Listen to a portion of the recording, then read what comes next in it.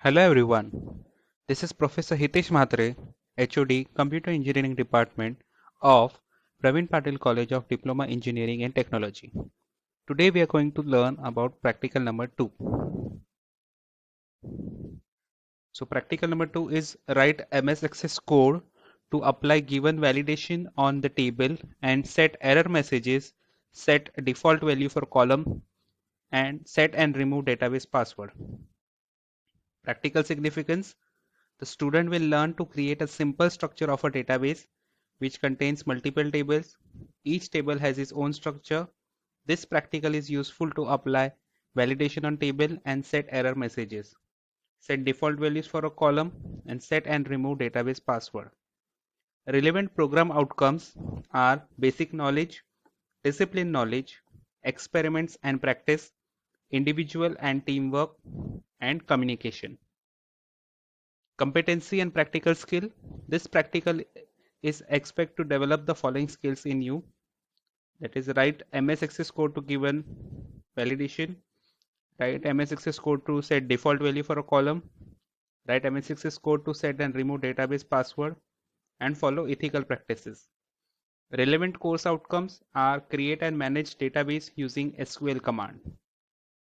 Practical outcomes: perform following in GUI based database using GUI only, apply given validation on a table and set error messages, set default value for a column, set and remove database password.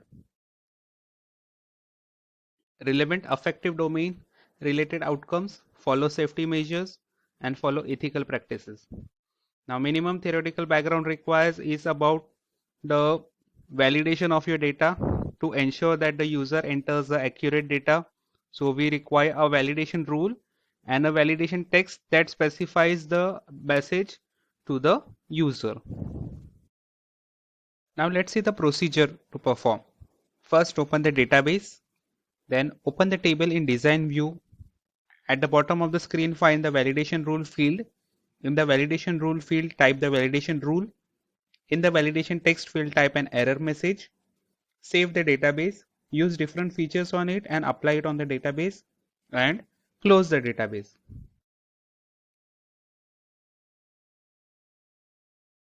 These are the resources required to perform this experiment.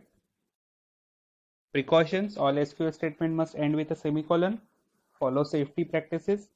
And these are the actual resources that we have used, the system resources.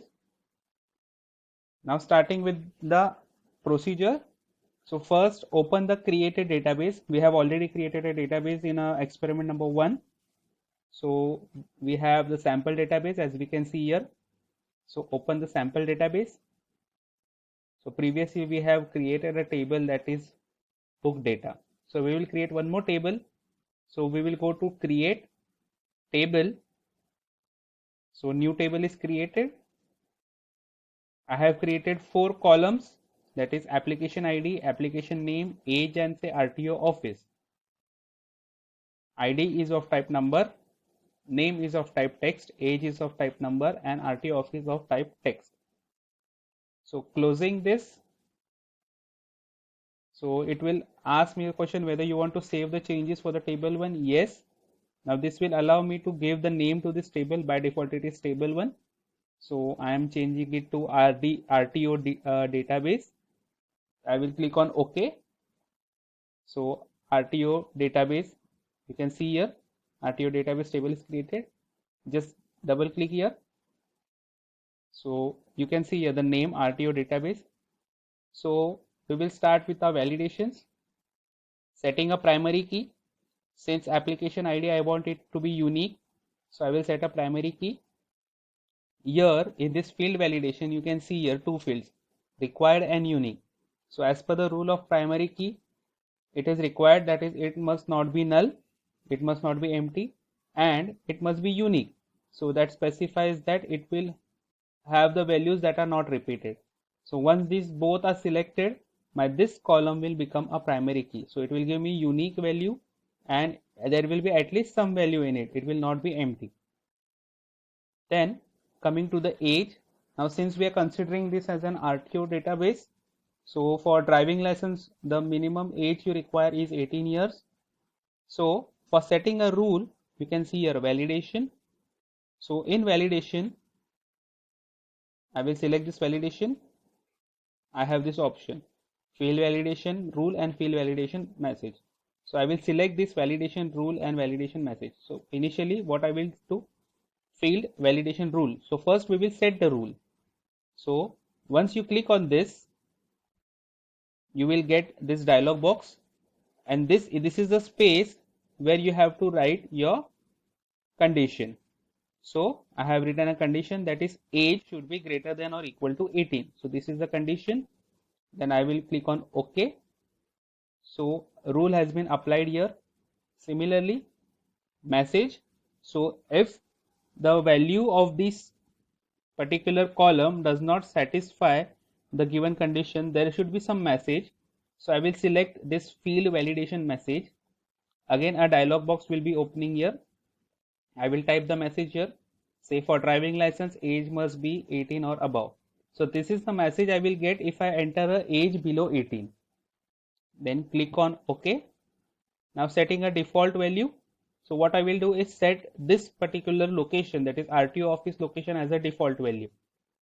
Unless and until I have different value, and if I don't enter a value for this particular field, the default value will be set.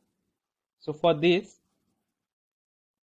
again, what you can see here is the expression builder.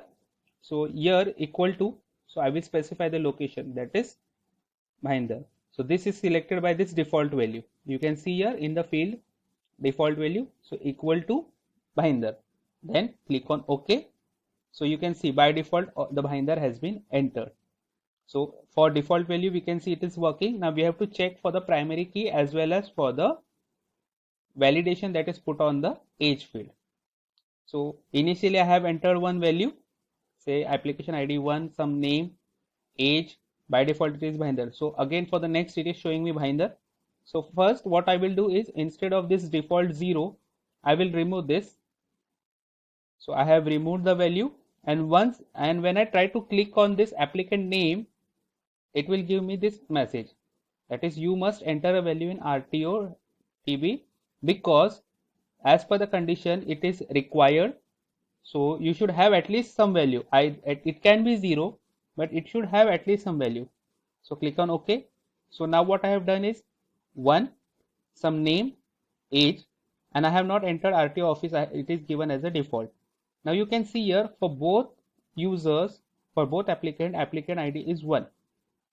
Right. Now since I am in this particular row only, it has not checked the condition. Once I am trying to going to the next row, that is the third row, it will check. So as soon as I click on here, it shows the message that is the changes you requested were not successful. Now this is because as we have given the condition, it should be unique. Now this is not unique. So I click on OK, and I have changed that 1 to 2. So now these two both are unique. So we have checked for not null as well as the unique. So this feature we have checked.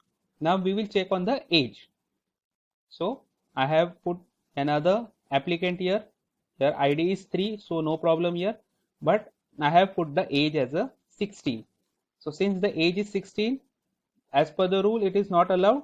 So when I try to go for the next record, it is showing for driving license age must be 18 or above. Now this is the message that we have set in the validation message. So click on OK. Change the data which is actual required, say 18. So 18 will be accepted. Then again I am trying to enter another data. Now in this what I have done, okay, application ID is 4. So satisfy this condition. There is no condition on applicant name. Age is 20, so again condition is satisfied. Now here I have changed the RTO office. This is I have explicitly entered.